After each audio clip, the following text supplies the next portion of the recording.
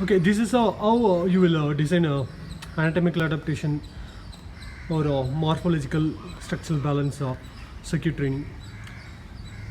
These are the rules one must abide in order to create a very good and efficient circuit training program. So basically, in the order follow up, the program will be very efficient. The first one is always skill and complex movement should be introduced, followed by less demanding simple exercise. எப்படி example கொடுக்கணும்னா chin ups versus ஒரு step up பார்த்தீங்கன்னா these two are complex and more difficult compared to pushup or inverted row and body weight squats. So chin up and step up should precede squats, push-ups and body weight row.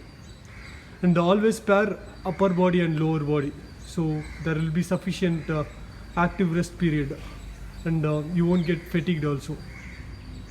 Third one, you should pair antagonists, that is avoid synergy dominance and stabilizer overuse. For example, if you are performing step up as a first exercise, second exercise would be a chin up or a row. The third exercise, if you play squats, already you are fatiguing the knee extensors and hip extensors with the step up. So a wise option would be pairing the antagonist, which won't tax the stabilizers and synergies of what is already used in the step up. In this case, a leg curl or a hip bridge will be a wise choice. A fourth one will be a sandwich, a trunk exercise or a lower limb exercise if you feel like that's the program is doing too much. For instance, same step up and chin up பண்றீங்க, instead of going into chin up, you do a variation of calf raise or tibialis raise or band ankle adduction and abductions.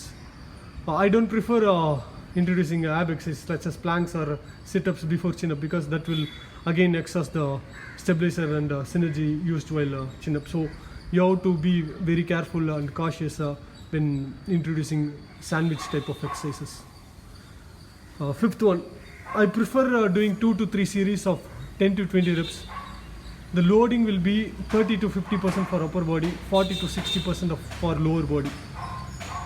That is, if you are able to do 20 reps with body weight squats, perform 10 to 15 reps.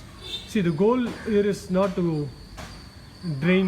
You have to develop the sinew, proliferations of the soft tissue, capillarization, and learning proper movement execution.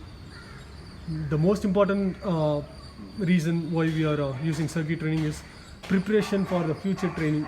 That is, if you are placing a hypertrophy or max strength program 3 to 4 weeks from now, getting into the hypertrophy phase is good. That is, if you are starting out with 3 sets of 12 with 60%, which is a good start. But introducing this type of circuit training will develop a structural balance around the entire body. So that is, if you are only using back squat, lunges, leg curls and bench press, நாலு exercise தான் use பண்ணுவீங்க and big bang for exercise.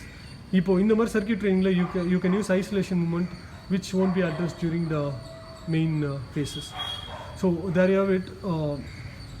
It's basically very simple. I'll recap again. Skill and complex exercise first. Use upper body and lower body type of pairing.